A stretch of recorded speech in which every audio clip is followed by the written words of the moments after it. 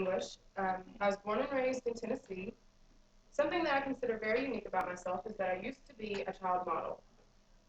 I've been on TV 5 times between the ages of 9 and 12. I've done 6 items of print work and even a few runway shows. At the time, modeling was just for fun. It wasn't until later that I began to understand the impact that it would have on my life. As far as I was concerned, I always led a very happy childhood. I lived in a single-parent home with my mother and my brother. My father was out of the picture because he was in jail since I was a child.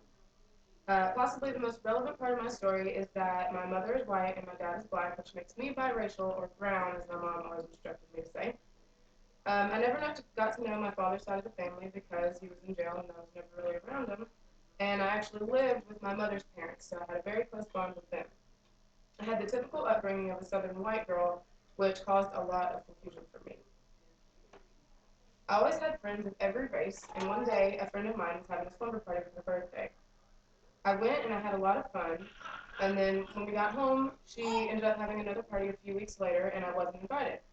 So I asked her why, to which she responded, um, "Oh, we live on my grandfather's land, and he said if you come by my house again, that he's going to shoot you with a shotgun."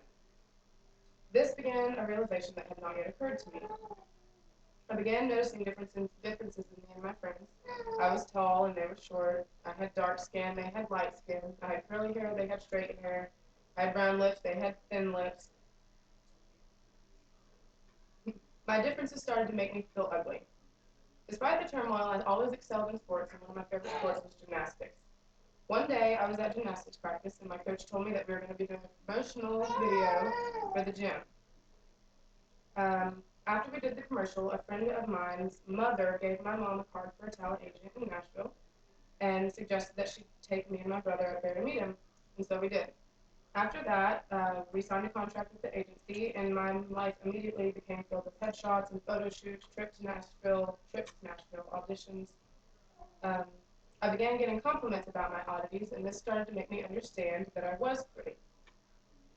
Over time, we changed agents several times, and actually ended up getting screwed out of $1,000 because one of our agents filed for bankruptcy. After that, we took a little bit of time off. This era of my life was definitely one of the most important ones because it helped me finally realize that I'm beautiful because I'm different, and I don't think I ever would have learned that if it weren't for modeling. Those 3 years of my life were certainly some of the most monumental ones. And then I have a couple things here from when I used to model. I have a headshot. See it? Let me get all my stuff.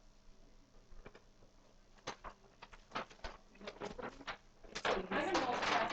I don't know if I should show it to the camera. Here you go, camera guy. And everybody in the room. Let's see. There's me.